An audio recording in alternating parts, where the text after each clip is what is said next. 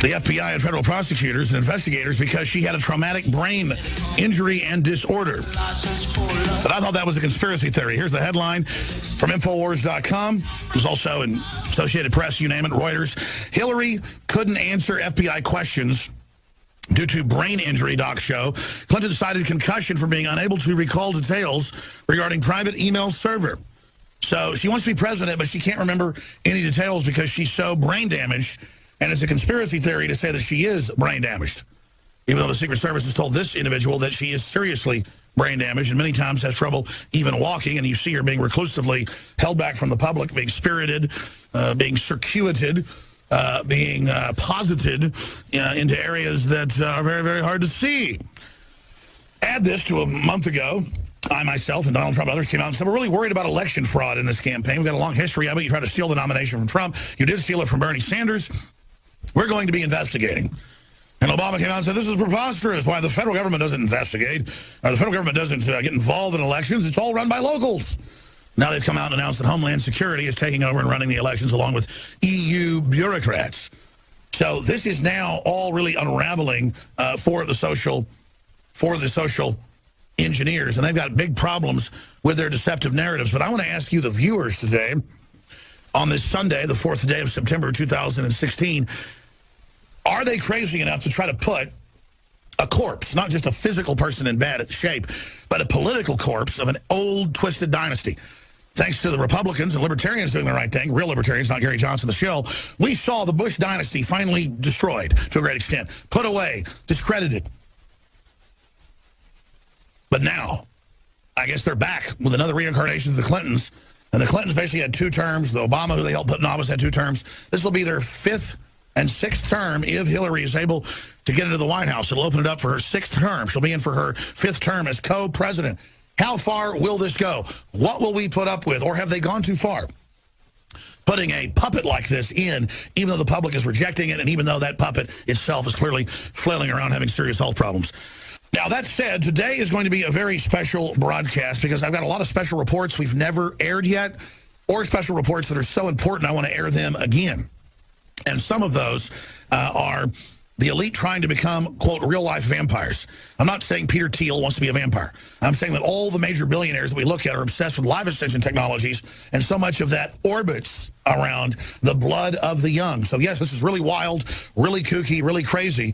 But it's historic that ruling class elites are obsessed with the blood of the innocents over and over again. Then we'll ask the question, are the elite hijacking the second Earth discovery that we've seen almost no coverage of, but is truly amazing information? Then we'll look back over a week ago to the truth about Hillary's alt-right speech.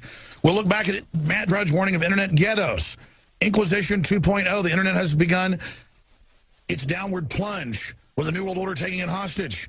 We also have breaking info. George Soros is taking over the internet. We have his own hacked emails and documents. It's all coming up. Also, we have Paul Watson's report that we aired on Friday dealing with the fact that we have Hillary shooting off her mouth about war with Russia, and that ties into my report. The threat of nuclear war is not fear porn, and that's just the first hour. I'm Alex Jones. Stay with us. Is the sun in the future of humanity rising, or is it setting? Has the age of the vampire arrived, or is the age of the parasitic blood drinker fallen? Will we continue to allow our souls to be held captive by the globalist system, or will we break free? The secret to reversing some effects of aging might be in the blood of the young. 3 new studies have found that blood from young mice can reverse symptoms of aging in older mice.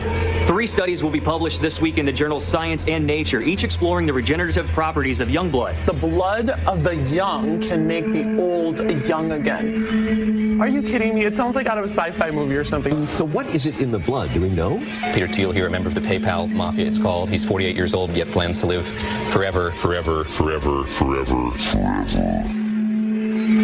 The process is called parabiosis, and there's a company called Ambrosia that is openly raising money to bring it to market.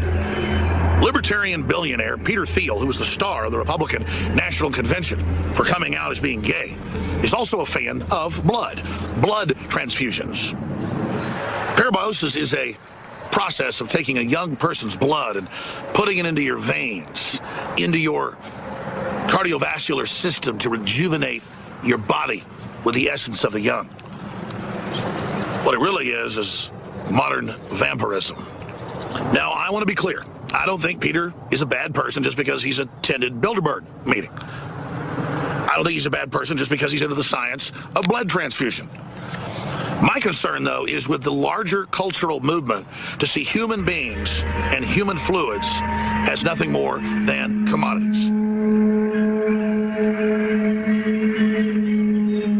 Now, the mainstream media is selling the idea that this technique, parabiosis, is the fountain of youth, and that Peter is the first person to really push it. Actually, if you read it in the press, the Queen Mother, for more than 30 years before she died, was getting sometimes entire whole-body blood transfusions. It's been reported that Queen Elizabeth II also gets them, as well as Prince Charles. But where the story really gets weird is that Prince Charles came out in the last decade and said, I'm a direct descendant of Vlad the Impaler, who was, of course, the Hungarian or Romanian Count Dracula of history that opposed the Muslim invasion. The genealogy shows that I'm descended from Vlad the Impaler, you see. So I do have a bit of a stake in the country. As it were. I remember almost 20 years ago interviewing the author of Bloodlines, the Illuminati, Fritz Springmeier. And he was talking about the fact that Prince Charles and the royal family of England traced their lines back to Vlad the Impaler. I thought he was a kook. I thought he was a liar. Then a few years later, they were in the British news admitting that and saying that Prince Charles was obsessed with Dracula. Then they started digging up dead bodies on the royal family's palaces, and that of children. And then Jimmy Savile, who was highly connected to the royal family, was basically caught with all these dungeons and torture centers. And it had turned out that he was a Satanist who was abusing children through the children's charity, and that the BBC had been running it and was basically protecting all of it. Then it made more and more sense. And then I began to research even more and found out that the people running things aren't physical, immortal vampires, but they have the spirit of what you describe as a vampire, and they believe their god Lucifer, if they establish a world government, is going to give them eternal life. And now they're mainlining the idea of baby parts and blood from the young to make the rich live longer. The Mayans and the Aztec culture that came out of it sold the body parts of those that were sacrificed to the gods. They themselves funded their priesthood on the sale of human meat. When we talk about the legend of vampires, we have to understand that every culture has this because there's always been psychopaths and other groups of individuals who have joined forces and created central governments to actually carry out the practice of bloodletting, bloodlust, human sacrifice. And that the legend of blood-drinking vampires has its roots in real activity that's taken place in every century, in every millennium, and in every culture. Now, to be clear, from our deep research, we don't believe that actual semi or totally immortal vampires exist. But the spirit of parasitic evil does exist and has been manifested through what we would call satanic bloodlines in every culture throughout history. And we see, again, establishment media pushing the idea of women eating babies' placentas at birth, and Kim Kardashian doing blood facials. The idea that if we take something from some other human, we ourselves get something. This is the psychopaths setting up a system where they're the Morlocks from H.G. Wells, and we are the suboid Eloys, the innocents who are being fed on. We have a predator class establishing a system where the general public is the prey. Now, the king of the vampires in all of world history is the Communist Chinese. The Communist Chinese kill between 65 and 84 million people, according to their own annals, just during Mao Zedong's communist rule. And to this day, hundreds of thousands of political dissidents a year who've committed no crimes are grabbed, put in prison, blood typed, prepared, and then rich Westerners fly into Japan just an hour away. Then the prisoner is taken. They are gutted in a mobile execution van on the tarmac. The fresh organs are loaded on ice, flown to Tokyo and other Japanese cities where the organs are implanted in rich Asians, Westerners, and others. This is true vampire activity, where you murder a Buddhist or some other person for their religious or political activity and then steal their organs, make money off of it, and implant it in decadent slobs that paid for the luxury. The truth is, all of us have a little bit of vampire in us. All of us can be predators. All of us cannot have empathy for our fellow humans and dehumanize them. It's very easy to see the dumbed-down public, if you're intelligent, and decide to not try to help them, but to just let them be ignorant and basically capitalize on the fact that they're unaware of what's happening around them. But all of us must transcend this, because you reap what you sow. What comes around goes around. Call it karma. We as a species must face the light. We must look into the sun and not hide in the darkness. We must come together and realize that the elite know that there are very serious developments in life extension technology and have openly said they want a world government in control so the general public doesn't have access to this. There are a lot of clean, healthy, safe ways to extend our lives, and the establishment knows this. The fountain of youth won't be found in the blood of babies or virgins. We know that Satanists, on record, have been involved inside abortuaries conducting ceremonies. We know that children for thousands of years have been tortured so that they release hormones in their blood so that initiates can have these powerful religious experiences. That's why it's important to understand that humanity is not a commodity, that humanity is made in the image of God, and that we face absolute judgment when we attack the human genetic code and also the genetic code of this planet, because it was made by the Creator. The archetypes are clear. Legend points the way to not just the past, the present, but the future. The vampire operates in the dark, in the occult, in the secret, in the hidden. The liberty lover operates in the light. You will decide the future of humanity. You will decide if the sun is rising or if the sun is setting. We will decide whether the age of vampires is now dawning upon us or whether the age of vampires is now ending. As you've already understood, you are about to hear about a very exciting discovery, and maybe even a momentous one. A second Earth-like planet, just a mere 4.243 light-years away, has been discovered, a distance that would take the average human using current propulsion technology, hurtling through space at 20,000 miles per hour, give or take 100,000 years to travel to, has quite possibly been discovered right in our own backyard in the habitable zone of a neighboring system known as Proxima Centauri. Dubbed Kepler 452b, the Earth-like planet is roughly 60% larger than Earth. The temperature that you would have on the surface of this planet if there's no atmosphere is actually minus 40 degrees, which is not spectacular, but of course we all want this planet to have an atmosphere, and if it has an atmosphere, it is actually pushing up the temperature through the greenhouse effect above 0 degrees and in the liquid water habitable zone. Of course, the vampiric elite of planet Earth are beside themselves with world-conquering glee. Mark Zuckerberg and his Russian internet billionaire counterpart, Yuri Milner, are hatching a plan to escape the confines of the earthbound hell pit the elite created and preside over for greener pastures. But now we can transcend it. With light beams, light sails, and the lightest spacecraft ever built, we can launch a mission to Alpha Centauri within a generation. Dr. Edith Weeks explains from the book titled Outer Space Development, International Relations and Space Law, although having been extremely successful, NASA is being constructed as incapable, as a failed government bureaucracy, indeed as somehow effeminate. In addition, there is a trend wherein private companies contracted with the government are gradually beginning to take over the business of space missions. These processes regarding space exploration, space travel are consistent with my argument that part of the hyper-privatization mandate is to transfer many of NASA's assets over to the private sector. Space missions to other celestial bodies, large and small, in the past were carried out exclusively by government entities. Over the next decade, we will work with experts here at ESO and elsewhere to get as much information as possible about the Proxima Centauri planet, perhaps as noted, even including whether it might bear life. Yuri Milner, Stephen Hawking, and Mark Zuckerberg oversee our project. It doesn't look like a space shuttle or Voyager. The ultimate spacecraft is going to be about the size of this, maybe quite a bit lighter and having much more functionality. Space travel was an ambitious endeavor that brought millions of people together. Humankind sat transfixed on Neil Armstrong's giant leap for mankind. Now, like everything else that has been hijacked by the emerging New World Order, the human prospect of traveling to distant worlds has been consolidated and relegated to a handful of hubris-riddled elite hell-bent on the survival of their own selfish goals. In your estimation, what's the probability of finding intelligent alien life in the next 20 years and why? The probability is low. Probably. May they one day travel at the speed of light only to finally arrive on a planet inhabited by 50-foot-tall patriots. John Bound for Infowars.com.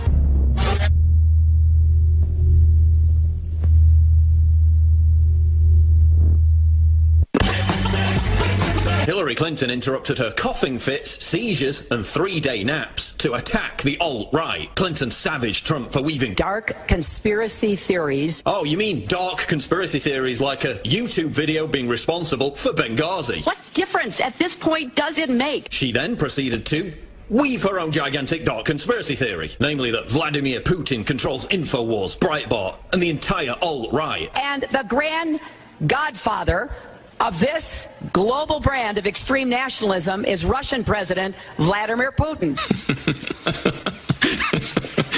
That's funny because I don't recall receiving my paycheck in the mail from the Kremlin. It's also what happens when you listen to the radio host Alex Jones. Right, so Trump is the conspiracy theorist for listening to Alex Jones, yet you just asserted that a former KGB officer under the communist government of the Soviet Union is now the leader of conservatives in America. What does that mean? Of course, Hillary failed to identify the real leader of the alt-right.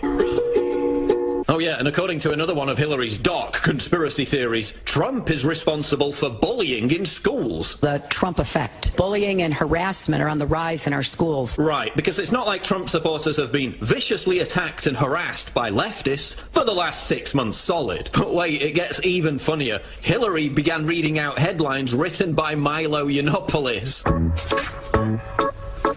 Birth control makes women unattractive and crazy. Nobody wants to you. Would you rather your child had feminism or cancer?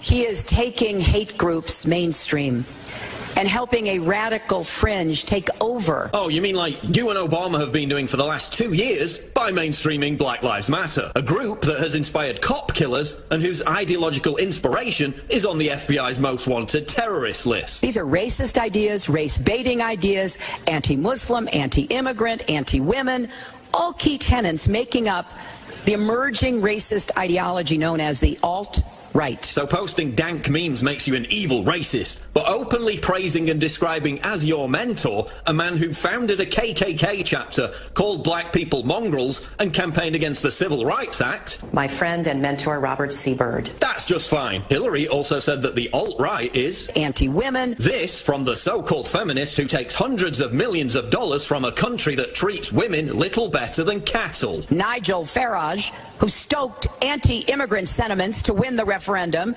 to have Britain leave the European Union, campaigned with Donald Trump in Mississippi. Yeah, the key word there, Hillary, is win. He won because the tactic of constantly calling him a racist failed, just like your speech. But seriously, if the alt-right are trolls, who inside Hillary's campaign thought it was a bright idea to do the one thing you're not supposed to do with trolls?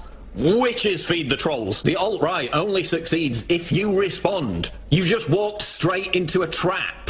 It's a trap! The people running your campaign are complete idiots who don't understand how the internet works. This has backfired more than any of us could ever dream of. Hundreds of thousands of new people are now coming to our websites, where we'll continue to educate them about your failing health, rampant corruption, and sneering, arrogant elitism. Thanks, Hillary. Racist, racist, racist, racist, racist, racist.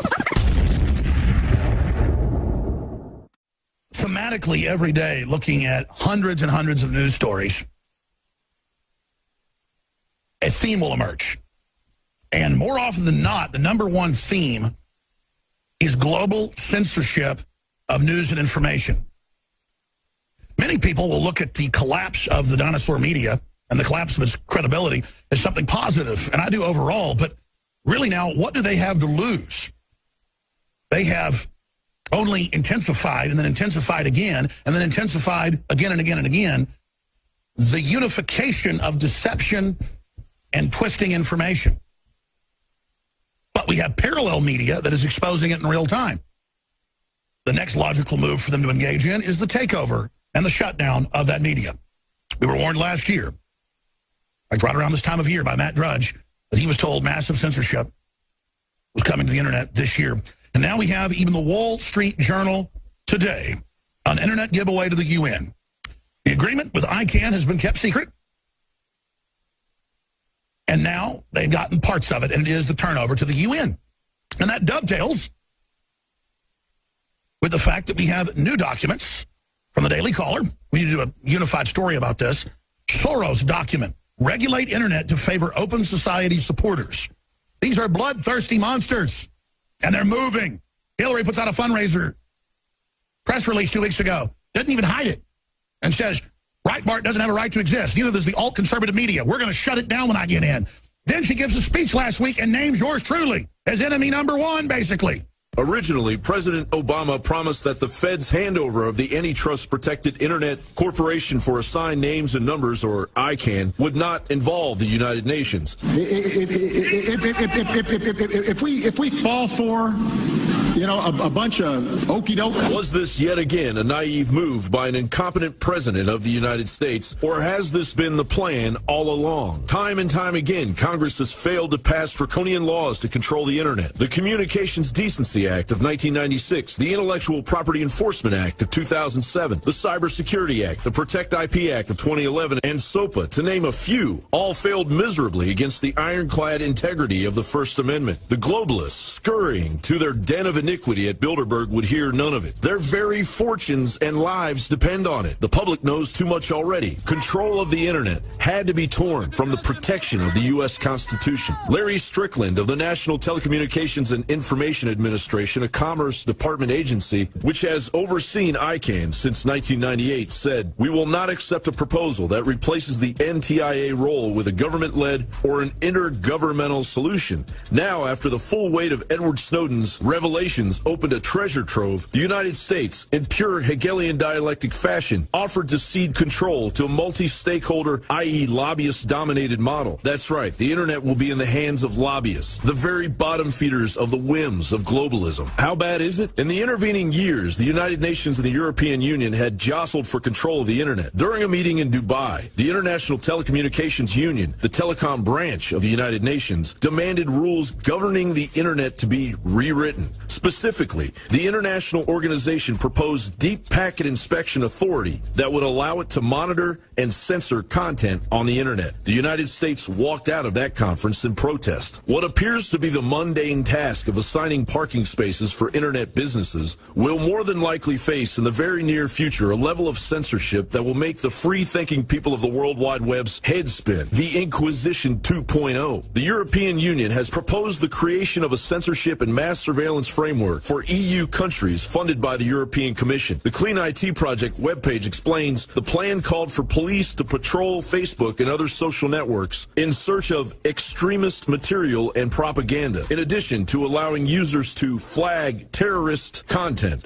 and turn others into the police. In addition to censorship, the ICANN transfer will allow for a globalist taxation scheme, former Bush administration State Department senior advisor Christian Witten told the Daily Caller. If the UN gains control of what amounts to the directory and traffic signals of the Internet, it can impose whatever taxes it likes. It likely would start with a tax on registering domains and expand from there. Transition that stewardship to the global community. Fadi Chahadi has been the CEO at ICANN since 2012. After having negotiated the full-scale globalization of the Internet, Chahadi will be aptly rewarded by the New World Order, acting as a senior advisor at Abry Partners, a private equity firm that controls an already monopolized media. Also as a co-chair of the newly formed World Internet Conference in Wuzhen, China. And last but not least, a senior advisor to Klaus Schwab, founder and chairman of the World Economic Forum. Schwab attended Bilderberg in 2016.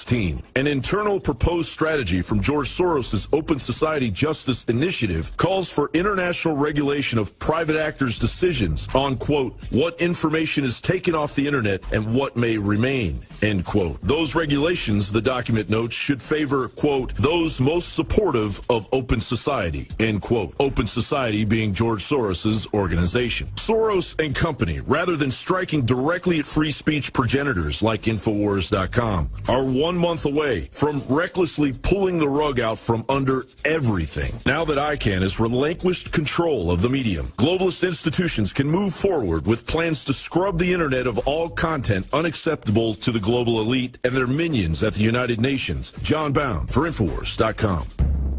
I cannot help asking those who have caused this situation, do you realize now what you've done?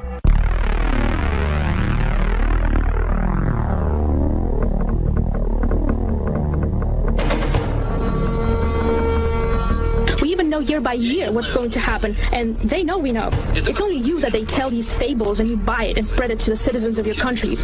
And your people do not feel a sense of the impending danger. This is what worries me. How do you not understand that the world is being pulled in an irreversible direction? That is the problem. But they pretend like nothing's going on. I don't even know how to get through to you people anymore. Putin will try to destabilize Ukraine, but the Ukrainians, the large majority of Ukrainians, are determined to be independent of Russia. Well, then why are you interfering in our business? Don't meddle in our business. Sort out your own issues first. Mr. Trump declared that he is ready to restore full cooperative relations with Russia. What's so bad about that? We all welcome that. Do you not?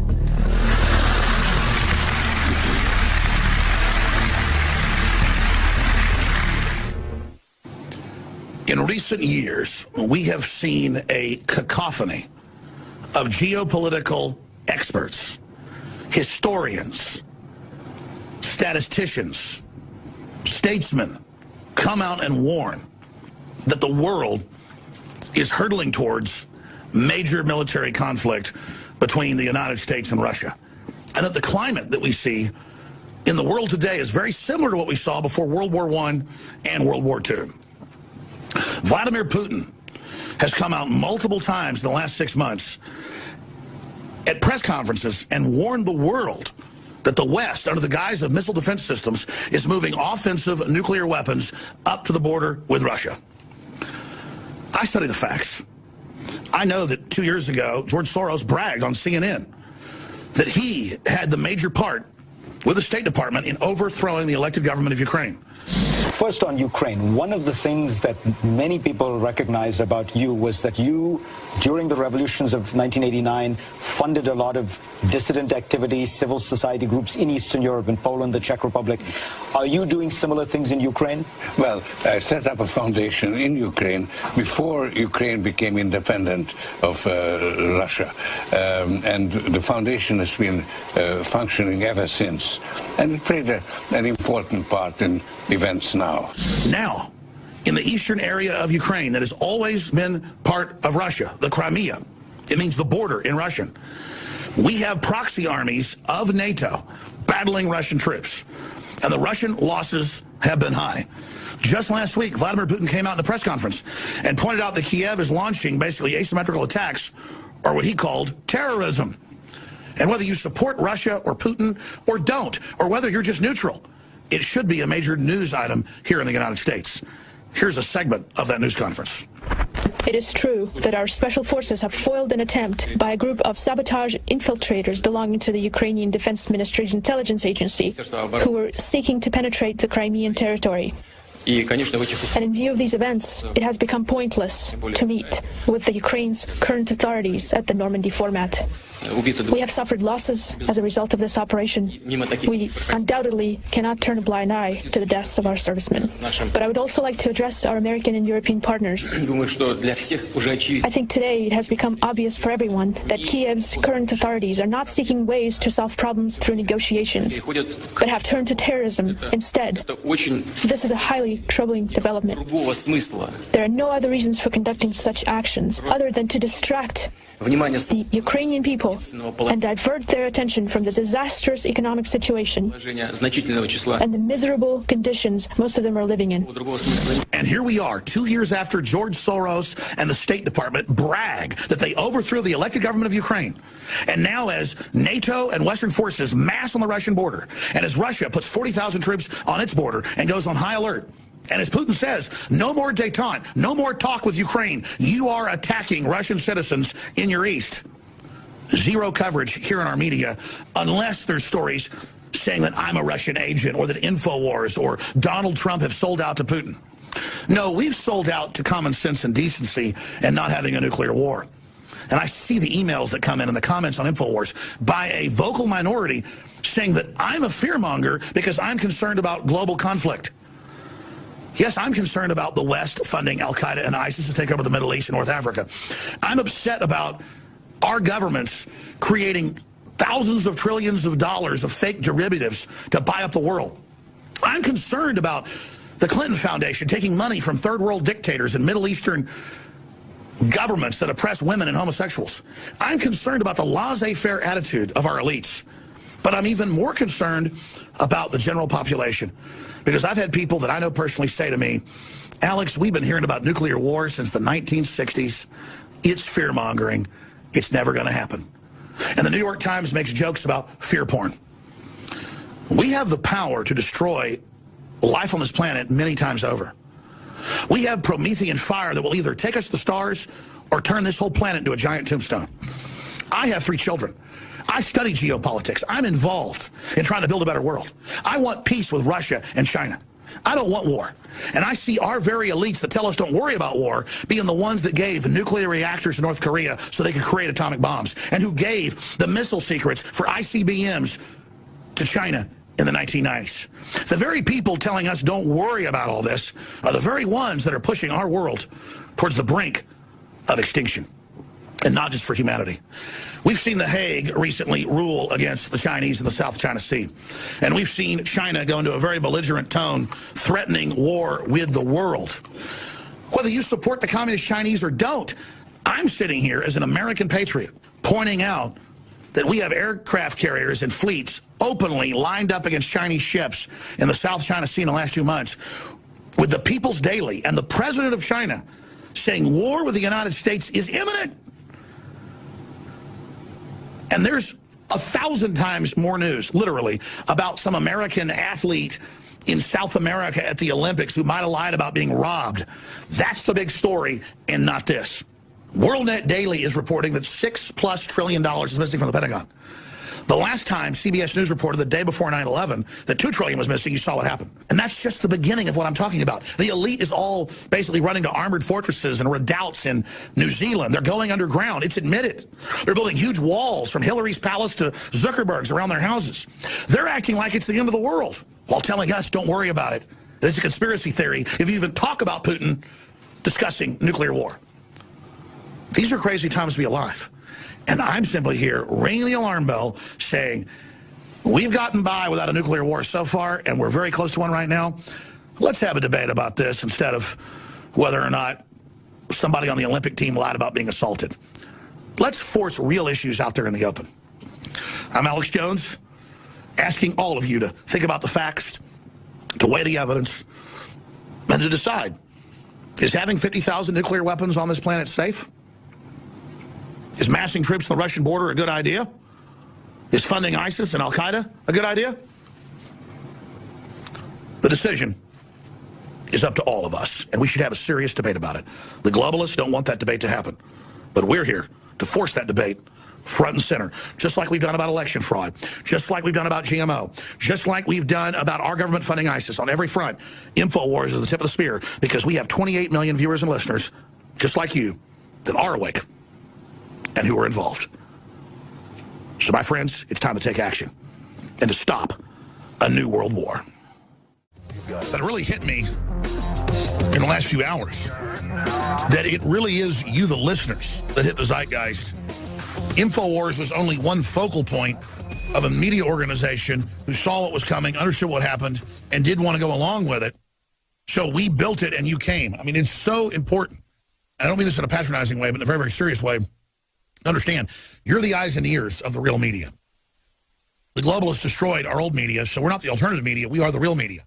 And we are the teleprompter-free, open, free flow of information media that the globalists just can't counter. And that's why they want to shut us down and shut down Drudge Report and Breitbart and others, is because they want to shut you down. You already think and believe and understand these basic facts. You're the ones reporting it to us most of the time. You're the leakers. You're the sources. You're the information. But they don't want you to have a sounding board to be able to bounce information off of, to realize that what you say and what you do and what you stand for actually has value. Globalism is dehumanization. Globalism is a system that's meant to bring in dehumanization. And it wants you to feel alone. No family, no tribe, no kinship, no independent organization that's based on true human values.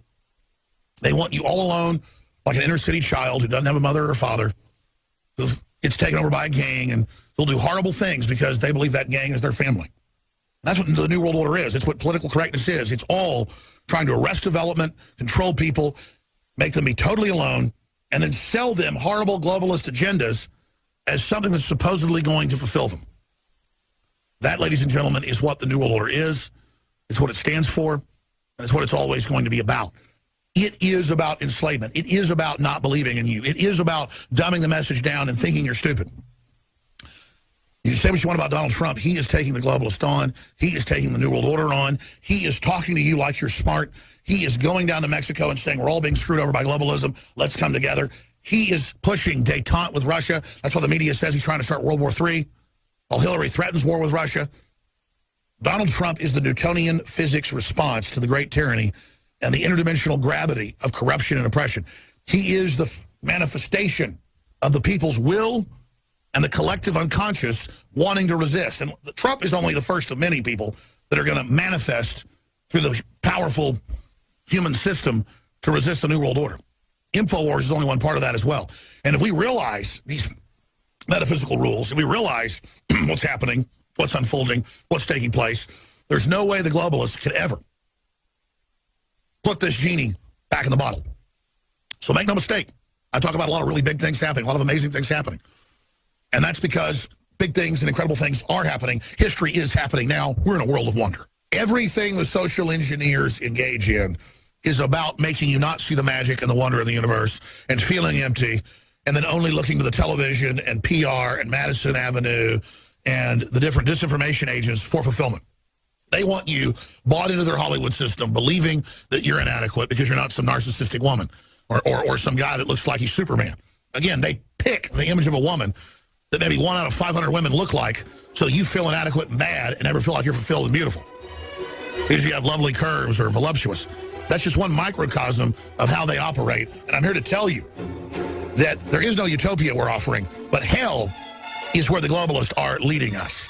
We'll be back. It's a big second hour, ladies and gentlemen, with the Trump speech, Hillary's trail of death, billion-dollar baby, ISIS Supreme Commanders Hillary Clinton, and more. Thank you so much for joining us on this Sunday worldwide broadcast. I want to first go to the incredible speech Donald Trump gave last week in Mexico about unity, but also sovereignty and standing up against multinational globalists that are coming in and taking over our nation states and really setting up systems of financial oppression. This is a really powerful speech. The U.S. media, captured by the globalists, really tried to demonize it, tried to take it out of context. So here is the speech, unedited, of Donald Trump in Mexico.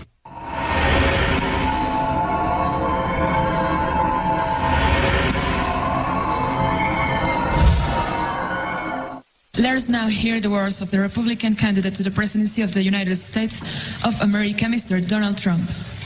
Thank you. It is a great honor to be invited by you, Mr. President. A great, great honor. Thank you. We had a very substantive, direct, and constructive exchange of ideas over quite a period of time.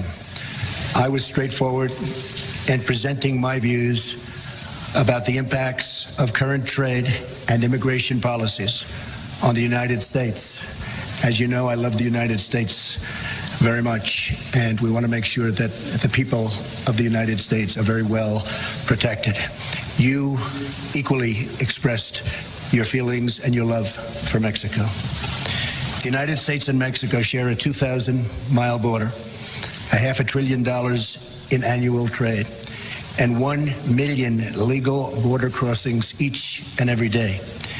We are united by our support for democracy, a great love for our people, and the contributions of millions of Mexican Americans to the United States. And I happen to have a tremendous feeling for Mexican Americans, not only in terms of friendships, but in terms of the tremendous numbers that I employ in the United States. And they are amazing people, amazing people. I have many friends, so many friends, and so many friends coming to Mexico and in Mexico. I'm proud to say how many people I employ. And the United States, first, second, and third generation Mexicans are just beyond reproach. Spectacular, spectacular, hardworking people. I have such great respect for them and their strong values of family, faith, and community. We all share a common interest in keeping our hemisphere safe, prosperous, and free. No one wins in either country when human smugglers and drug traffickers prey on innocent people, when cartels commit acts of violence, when illegal weapons and cash flow from the United States into Mexico, or when migrants from Central America make the dangerous trek, and it is very, very dangerous, into Mexico or the United States without legal authorization. I shared my strong view that NAFTA has been a far greater benefit to Mexico than it has been to the United States, and that it must be improved upon to make sure that workers, and so important, in both countries benefit from fair and reciprocal trade. I expressed that to the United States and in that of the United States, that we must take action to stem this tremendous outflow of jobs from our country. It's happening every day. It's getting worse and worse and worse, and we have to stop it.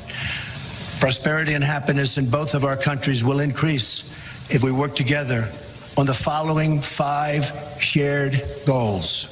Number 1, ending illegal immigration. Not just between our two countries, but including the illegal immigration and migration from Central and South Americans and from other regions that impact security and finances in both Mexico and the United States. This is a humanitarian disaster. The dangerous treks, the abuse by gangs and cartels, and the extreme physical dangers. And it must be solved. It must be solved quickly. Not fair to the people anywhere worldwide, you could truly say, but certainly not fair to the people of Mexico or the people of the United States. Number 2, having a secure border is a sovereign right and mutually beneficial. We recognize and respect the right of either country to build a physical barrier or wall on any of its borders to stop the illegal movement of people, drugs, and weapons. Cooperation toward achieving this shared objective, and it will be shared, of safety for all citizens is paramount to both the United States and to Mexico. Number 3, dismantling drug cartels and ending the movement of illegal drugs, weapons, and funds across our border. This can only be done with cooperation, intelligence and intelligence sharing, and joint operations between our two countries. It's the only way it's going to happen. Improving NAFTA, number 4. NAFTA is a 22-year-old agreement that must be updated to reflect the realities of today. There are many improvements that could be made that would make both Mexico and the United States stronger and keep industry in our hemisphere. We have tremendous competition from China and from all over the world. Keep it in our hemisphere. Workers in both of our countries need a pay raise very desperately. In the United States, it's been 18 years. 18 years. Wages are going down. Improving pay standards and working conditions will create better results for all, and all workers in particular. There's a lot of value that can be created for both countries by working beautifully together, and that, I am sure, will happen. Number 5, keep manufacturing wealth in our hemisphere. When jobs leave Mexico, the U.S., or Central America and go overseas, it increases poverty and pressure on social services, as well as pressures on cross-border migration. Tremendous pressure. The bond between our two countries is deep and sincere, and both our nations benefit from a close and honest relationship between our two governments. A strong, prosperous, and vibrant Mexico is in the best interests of the United States and will keep and help keep for a long, long period of time America together. Both of our countries will work together for mutual good, and most importantly, for the mutual good of our people. Mr. President, I want to thank you. This has been a tremendous honor, and I call you a friend. Thank you.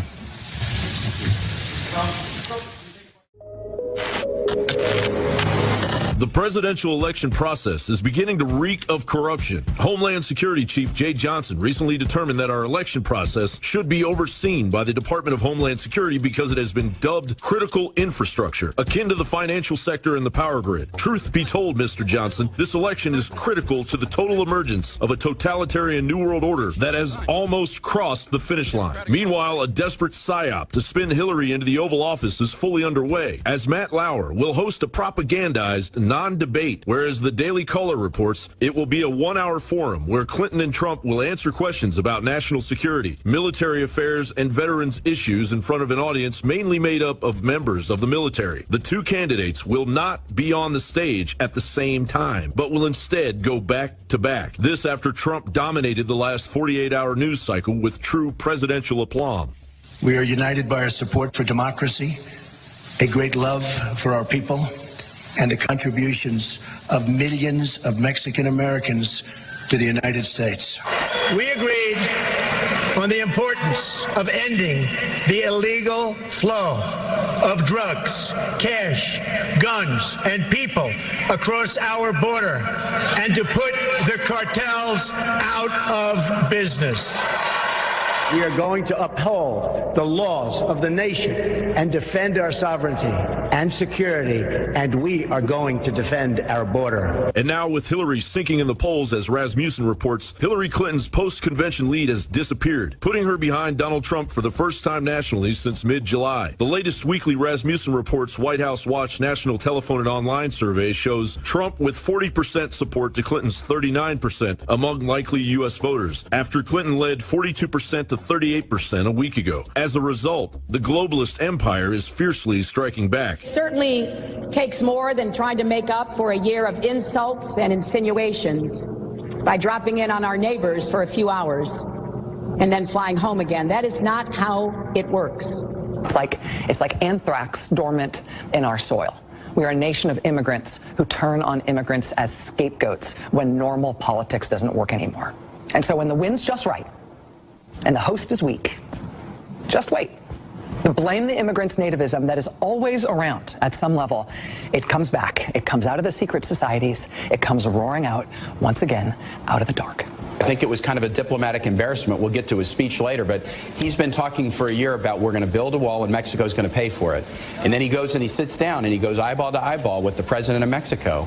And what, he forgets suddenly to bring it up, or he's too afraid to bring it up? And riding on the coattails of the PSYOP, trolls upon trolls, echoing half-baked disinformation in an effort to chip away Trump's emerging bold domination of the real issues. The Daily Caller reports liberals did not like Donald Trump's immigration speech in Arizona. Some even attacked the angel moms, parents whose children have been killed by illegal immigrants. Mark McKinnon wrote, Trump surrounded on Phoenix stage by angel moms who say their kids were murdered by illegal immigrants. This is pretty much a hate rally. Joy Reid wrote, the way they call people illegals, so dehumanizing. The mainstream media, in true Goebbels zeal, even blurred out Trump's name in an interview with a man who recently rescued a baby from a hot car. Again, propaganda was legalized in America in 2013 with the death of the Smith-Mundt Act, with the only rational explanation one could surmise: to be used on the American people. Propaganda is running wild, ladies and gentlemen, and a cabal of impetuous globalists are pushing their narrative into overdrive. John Bound for Infowars.com.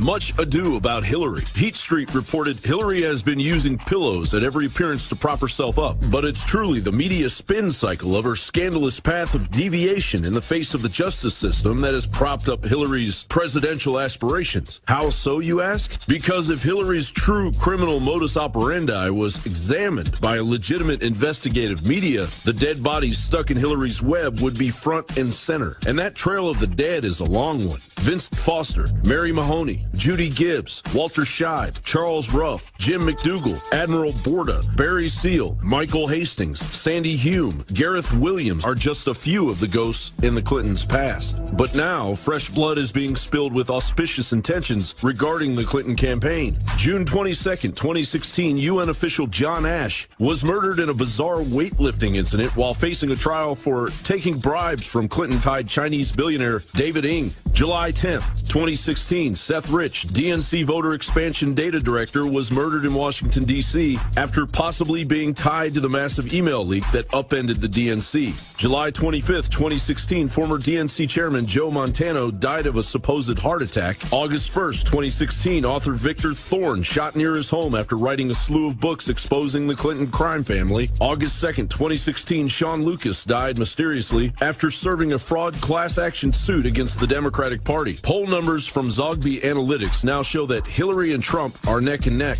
Meanwhile, America's most trusted physician, Dr. Drew, raises legitimate concerns over Hillary's health. And based on the information that she has provided and her doctors have provided, we were gravely concerned, not just about her health care, not about her health, but her health care. Why? Well, it's hard for people to understand. I mean, both of us concluded that if we were providing the care that she was receiving, we'd be ashamed to show up in the doctor's lounge. We'd be laughed out. She's receiving sort of 1950 level sort of care by our evaluation. And Republicans in the House motioned to file perjury charges against Hillary after FBI Director James Comey contradicted Hillary's claims of innocence regarding the handling of classified material. There was nothing marked classified on my emails, either sent or received. Nothing was marked classified at the time I sent or received it. I think it's also important to say something about the marking of classified information. Only a very small number of the emails here containing classified information bore markings that indicated the presence of classified information. But even if information is not marked classified in an email, participants who know or should know that the subject matter is classified are still obligated to protect it. What he was very careful of, the Director Comey said that she didn't lie to them. But, you know, the public comments are one area, but when you lie under oath, that's a whole nother level. And I was trying to get there because I wanted to know if that went towards her intent. However, these are the kind of pressures Hillary Clinton can endure, because after decades of lying to Congress, it all begins to run together. In the very near future, once the smoke clears, Hillary Clinton's race to the halls of the hijacked corporocratic throne of the United States will go down in history as the most bizarre political act of the 21st century. Who else will ever be able to match the amount of minor corruption? It's called augmented reality. I thought humans interfacing with this incredible third dimension, having sight, having smell, having taste, having touch, having emotions and feelings inside our hearts, I thought that was augmented reality. I thought that was consciousness. But now we're told it's the #1 search, 5-6 days running, Pokemon Go. In fact, some of the amazing crew members at our own office are playing it. And I'm not judging them for checking out something new and interesting. My kids have played Pokemon, the card game, years ago. You have these little monsters that you play against each other. You've got to go find the monsters, capture them, train them, all the rest of it. Whatever. Board games have been around. Chess games have been around 3,000-4,000 years. That's great. The problem is that we see more and more people living in Second Life, buying Ferraris with real money that don't really exist, forming fake relationships in cyberspace, and becoming very unsuccessful in the real world. And we see the social engineers pushing as hard as they can to get people to tune out of the real world, this incredible planet hurtling through space, and our amazing moon, and all the other things that are happening on our planet, and dial into artificial systems created by Nintendo, or by Microsoft, or by Google, or by Apple. They are creating the universes in which we interface, instead of humans living in the real universe and being creative, sentient beings yourself. They are building false realities into which they want to induct you so they can play God. So I'm not saying anybody's bad who wants to play video games or who wants to be involved in World of Warcraft or any of that. All I'm saying is the metrics are there. Our IQs are dropping. The screen time is lowering our IQs. Our synapses are collapsing. Humanity is in crisis. And Pokemon Go is illustrating my own fact. Ambulance drivers, EMTs across not just the U.S. but the world are saying that suddenly, because there's augmented reality, kids that have never been outside their house, that spend less time on average than prisoners do outside, are suddenly out in the real world looking for these mythical monsters so they can show off with their friends and collect more. So in a way, the Matrix is actually backfiring on itself as it attempts to go out and take over reality. That's what Microsoft and others have said they want for decades, is to have every real area of the world with this whole data list and this whole information cube around it to track what you do. But in a way, it's actually backfiring as people go out into the real world themselves looking for the false reality. But I can't get over the image of brain-dead zombies that we see on TV, walking, looking at their phones, going into traffic. I can't help but think about the images of people that walk into fountains at malls, or that drive off cliffs while they're watching their GPFs, or drive into raging rivers because they're making this their entire consciousness. I mean, I'm out here supposedly at a nearby golf course looking for one of these Pokemons, and I'm told that it's magically laid some eggs about 100 yards over there, and that I can go over there and watch it hatch and capture it for myself. But in truth, it's not really there. It's being geolocated. I'm being tracked, everything I'm doing, by the way, by this app. It's been hacking millions of people's phones. And I'm now feeding this data to the matrix of where I am and what I'm doing to find some mythical projection that it's shooting onto my phone. Again, this is giving all of my personal privacy, all of my personal power over to Nintendo to sell my habits, to sell my behaviors, to sell my data to whoever they want. The studies don't lie. This dehumanizes you. This ends up destroying your humanity in the final equation. If you use it in limited amounts, sure, it's interesting. You can meet like-minded people that are into it. I'm not judging anybody, Lord knows. I'm just simply pointing out we should ask ourselves why Pokemon has been more popular the last 5-6 days than porn. When I heard that the British exit from the Euro was more popular than porn, the only thing in years to beat that, I was proud of the people. Anti-globalism is #1, even above simulated procreation. But the truth is, porn is just like this. It's simulated. It isn't real. You're living through somebody else's template, somebody else's intercourse, somebody else's activities that are then edited and presented and sold to you, so while they live, you sleep. And that's all I'm saying. Every study, every piece of research shows it, that forest bathing and getting outdoors and being in the open air and looking up at the sky raises your awareness, raises your IQ, getting in the wind, feeling the reality, seeing the birds fly around in the air. But I tell you, it is sacrilege to the gamers and sacrilege to the TV heads who you get around and they don't talk about what's happening in the world. They don't talk about what they're doing with men or women. They don't talk about what they're doing with art. They don't talk about hiking or camping trips they're going on. They don't care about their work. They don't care about the world. They're cynical and don't care about the New World Order on average. All they want to do is live in their fantasy land. And I, for one, am sick and tired of that. And I'm reaching into those people that are living in false worlds built by other people, built by these gaming companies that make billions of dollars off of you, that this is the ultimate form of slavery. And let me be clear. A lot of the big game companies are patriots. A lot of the big game companies are listeners of mine. My God, I've been like 8 or 9 big video games over the years. I've signed contracts and let them use my voice or image. And there's a lot of good messages in video games, just like movies, just like TV. But there's some bad messages. And the globalists are basically pushing this because they don't want you to be involved in the real world. Look, it is kind of fun. I'm going to admit it. To just not look at the sunset over there and not look at the sky or the moon and just start looking at this. It's so much fun. It's so neat. Wait a minute, there's eggs over there. There's something hatching. Actually, this is pretty cool, guys. I'm into this.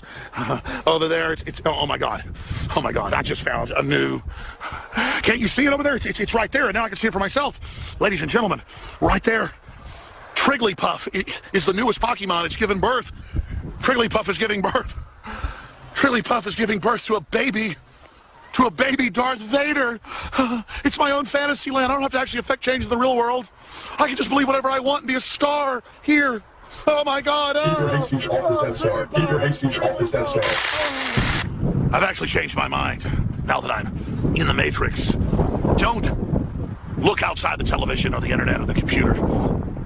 Only look into this world that's real. This world. This world where you could actually create something isn't real. The only world that's real is the world where Hillary Clinton and Barack Obama and your trusted local professors tell you what words you're allowed to use. So go back to your dorms and play Pokemon Go. And whatever you do, don't hack into Pokemon and actually create your own characters. Whatever you do, don't use their own memes and their own systems to wake people up. Just conform and pretend you were never conscious and you were never alive. And whatever you do, never visit. While the internet is still somewhat free, Infowars.com. I really just want everybody to take a deep breath and relax and just, sit back because here they come again.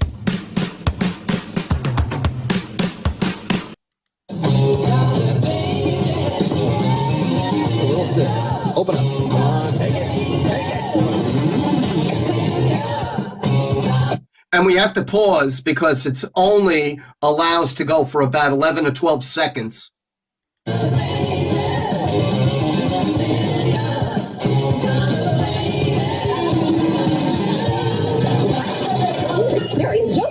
So just another pause.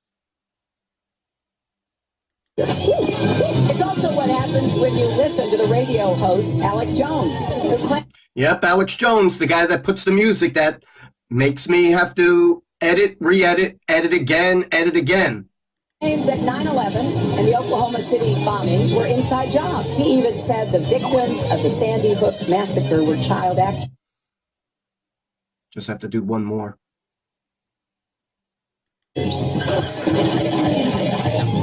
Live from Austin, Texas. Hillary looks normal, doesn't she? Worldwide, it's Alex Jones.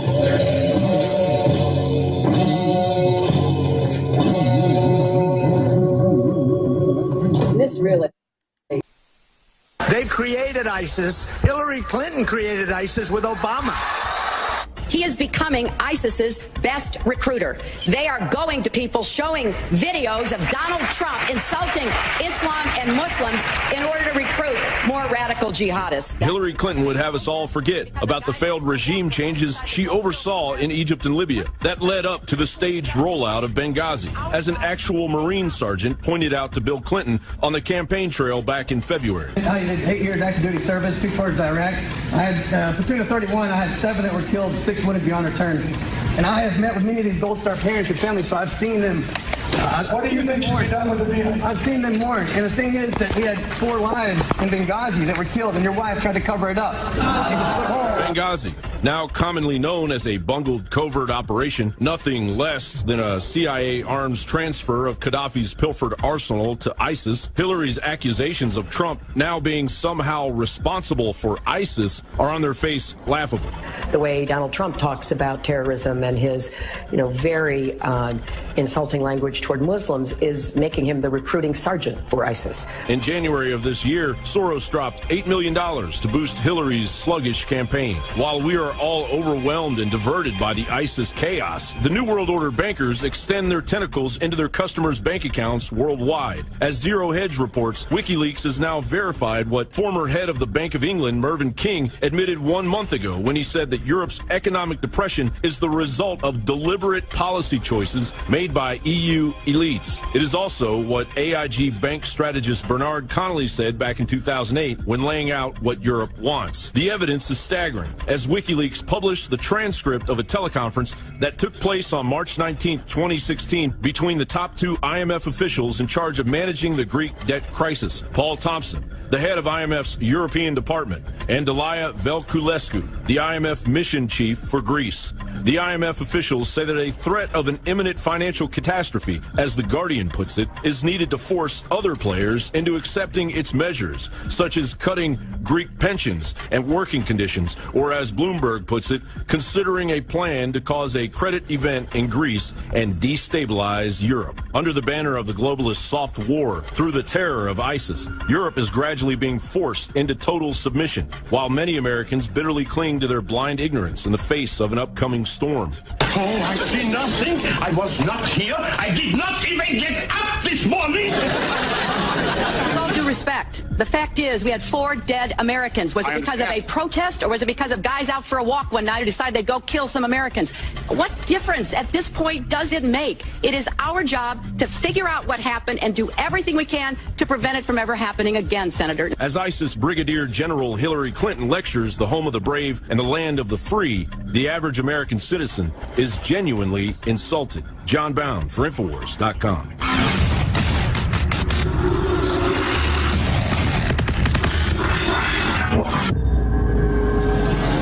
They said in October I'd be dead in 6 months. It's also what happens when you listen to the radio host, Alex Jones. I don't know what happens in somebody's mind or how dark their heart must be to say things like that. We came, we saw, he died.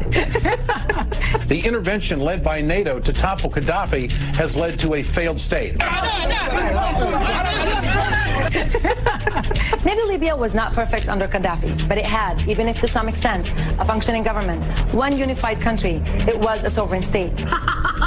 Libya now has two rival governments, a civil war that has left over 4,000 people dead, and its cities are in ruin. I don't know what happens in somebody's mind or how dark their heart must be. Women are treated, discriminated against in all of these countries she took money against. Gays and lesbians are either executed or punished severely. They're mistreated. She claims to be their champion. We let ISIS take this position. It was Hillary Clinton that she should get an award from them as the founder of ISIS. We had this brilliant idea that we were going to come to Pakistan and create a force of mujahideen, equip them with Stinger missiles and everything else to go after the Soviets inside Afghanistan. And we were successful. And this really just is so disgusting. When Vince Foster left his White House office on that July day in 1993, he told his secretary that he would be back. But the deputy White House counsel and boyhood friend of Bill Clinton never returned. There has been this urgency to end this. And, you know, historically that makes no sense. We all remember Bobby Kennedy was assassinated in June in California. Google is being accused of hiding negative stories about Hillary and her campaign by changing its algorithm to bury stories like the Clinton body count story. That's according to website InfoWars. If a Google user types in Clinton body, they get car repair shop results instead of a story that talks about a list of people tied to the Clintons who have died under mysterious circumstances over the last 3 decades. Whistleblowers go to significant efforts to get us material and often very significant risks. We have upcoming leaks in relation to Hillary Clinton. You know, the emails we published show that Hillary Clinton is receiving constant updates about my personal situation. As a 27-year-old, I works for the DNC, who was shot in the back, murdered just 2 weeks ago for unknown reasons as he was walking down the street in Washington. I don't know what happens in somebody's mind or how dark their heart must be. Couldn't answer questions about all the lies she told the FBI and federal prosecutors and investigators because she had a traumatic brain injury and disorder. But I thought that was a conspiracy theory. Here's the headline from Infowars.com. It was also in Associated Press, you name it, Reuters. Hillary couldn't answer FBI questions due to brain injury, docs show. Clinton cited concussion from being unable to recall details regarding private email server. So she wants to be president, but she can't remember any details because she's so brain damaged. And it's a conspiracy theory to say that she is brain damaged, even though the Secret Service has told this individual that she is seriously brain damaged and many times has trouble even walking. And you see her being reclusively held back from the public, being spirited, being circuited, being posited into areas that are very, very hard to see. Add this to a month ago. I myself and Donald Trump and others came out and said, we're really worried about election fraud in this campaign. We've got a long history of it. You tried to steal the nomination from Trump. You did steal it from Bernie Sanders. We're going to be investigating. And Obama came out and said, this is preposterous. Why the federal government doesn't investigate, or the federal government doesn't get involved in elections. It's all run by locals. Now they've come out and announced that Homeland Security is taking over and running the elections along with EU bureaucrats. So this is now all really unraveling for the social engineers, and they've got big problems with their deceptive narratives. But I want to ask you, the viewers, today, on this Sunday, the 4th day of September 2016, are they crazy enough to try to put a corpse, not just a physical person in bad shape, but a political corpse of an old, twisted dynasty? Thanks to the Republicans and libertarians doing the right thing, real libertarians, not Gary Johnson, the shill, we saw the Bush dynasty finally destroyed to a great extent, put away, discredited. But now, I guess they're back with another reincarnation of the Clintons. And the Clintons basically had 2 terms. The Obama, who they helped put in office, had 2 terms. This will be their 5th and 6th term if Hillary is able to get into the White House. It'll open it up for her 6th term. She'll be in for her 5th term as co-president. How far will this go? What will we put up with? Or have they gone too far? Putting a puppet like this in, even though the public is rejecting it, and even though that puppet itself is clearly flailing around having serious health problems. Now, that said, today is going to be a very special broadcast because I've got a lot of special reports we've never aired yet, or special reports that are so important I want to air them again. And some of those are the elite trying to become, quote, real-life vampires. I'm not saying Peter Thiel wants to be a vampire. I'm saying that all the major billionaires that we look at are obsessed with life extension technologies, and so much of that orbits around the blood of the young. So, yes, this is really wild, really kooky, really crazy, but it's historic that ruling class elites are obsessed with the blood of the innocents over and over again. Then we'll ask the question, are the elite hijacking the second Earth discovery that we've seen almost no coverage of, but it's truly amazing information? Then we'll look back over a week ago to the truth about Hillary's alt-right speech. We'll look back at Matt Drudge warning of internet ghettos. Inquisition 2.0, the internet has begun its downward plunge with the New World Order taking it hostage. We also have breaking info. George Soros is taking over the internet. We have his own hacked emails and documents. It's all coming up. Also, we have Paul Watson's report that we aired on Friday dealing with the fact that we have Hillary shooting off her mouth about war with Russia, and that ties into my report. The threat of nuclear war is not fear porn, and that's just the first hour. I'm Alex Jones. Stay with us. Is the sun in the future of humanity rising, or is it setting? Has the age of the vampire arrived, or is the age of the parasitic blood drinker falling? Will we continue to allow our souls to be held captive by the globalist system, or will we break free? The secret to reversing some effects of aging might be in the blood of the young. 3 new studies have found that blood from young mice can reverse symptoms of aging in older mice. 3 studies will be published this week in the journals Science and Nature, each exploring the regenerative properties of young blood. The blood of the young can make the old young again. Are you kidding me? It sounds like out of a sci-fi movie or something. So what is it in the blood? Do we know? Peter Thiel here, a member of the PayPal Mafia, it's called. He's 48 years old, yet plans to live forever. The process is called parabiosis. And there's a company called Ambrosia that is openly raising money to bring it to market. Libertarian billionaire Peter Thiel, who was the star of the Republican National Convention for coming out as being gay, is also a fan of blood transfusions. Parabiosis is a process of taking a young person's blood and putting it into your veins, into your cardiovascular system to rejuvenate your body with the essence of the young. What it really is modern vampirism. Now, I want to be clear. I don't think Peter is a bad person just because he's attended Bilderberg meeting. I don't think he's a bad person just because he's into the science of blood transfusion. My concern, though, is with the larger cultural movement to see human beings and human fluids as nothing more than commodities. Now, the mainstream media is selling the idea that this technique, parabiosis, is the fountain of youth, and that Peter is the first person to really push it. Actually, if you read it in the press, the Queen Mother, for more than 30 years before she died, was getting sometimes entire whole-body blood transfusions. It's been reported that Queen Elizabeth II also gets them, as well as Prince Charles.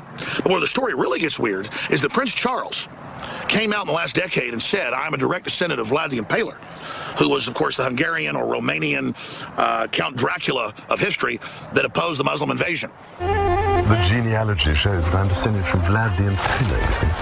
So I do have a bit of a stake in the country. As it were. I remember almost 20 years ago interviewing the author of Bloodlines, the Illuminati, Fritz Springmeier. And he was talking about the fact that Prince Charles and the royal family of England traced their lines back to Vlad the Impaler. I thought he was a kook. I thought he was a liar. Then a few years later, they were in the British news admitting that and saying that Prince Charles was obsessed with Dracula. Then they started digging up dead bodies on the royal family's palaces, and that of children. And then Jimmy Savile, who was highly connected to the royal family, was basically caught with all these dungeons and torture centers. And it had turned out that he was a Satanist who was abusing children through the Children's Charity, and that the BBC had been running it and was basically protecting all of it. Then it made more and more sense. And then I began to research even more and found out that the people running things aren't physical, immortal vampires, but they have the spirit of what you describe as a vampire, and they believe their god Lucifer, if they establish a world government, is going to give them eternal life. And now they're mainlining the idea of baby parts and blood from the young to make the rich live longer. The Mayans and the Aztec culture that came out of it sold the body parts of those that were sacrificed to the gods. They themselves funded their priesthood on the sale of human meat. When we talk about the legend of vampires, we have to understand that every culture has this because there's always been psychopaths and other groups of individuals who have joined forces and created central governments to actually carry out the practice of bloodletting, bloodlust, human sacrifice. And that the legend of blood-drinking vampires has its roots in real activity that's taken place in every century, in every millennium, and in every culture. Now, to be clear, from our deep research, we don't believe that actual semi or totally immortal vampires exist. But the spirit of parasitic evil does exist and has been manifested through what we would call satanic bloodlines in every culture throughout history. And we see, again, establishment media pushing the idea of women eating babies' placentas at birth, and Kim Kardashian doing blood facials. The idea that if we take something from some other human, we ourselves get something. This is the psychopaths setting up a system where they're the Morlocks from H.G. Wells, and we are the suboid Eloys, the innocents who are being fed on. We have a predator class establishing a system where the general public is the prey. Now, the king of the vampires in all of world history is the Communist Chinese. The Communist Chinese killed between 65 and 84 million people, according to their own annals, just during Mao Zedong's communist rule. And to this day, hundreds of thousands of political dissidents a year who've committed no crimes are grabbed, put in prison, blood typed, prepared, and then rich Westerners fly into Japan just an hour away. Then the prisoner is taken. They are gutted in a mobile execution van on the tarmac. The fresh organs are loaded on ice, flown to Tokyo and other Japanese cities where the organs are implanted in rich Asians, Westerners, and others.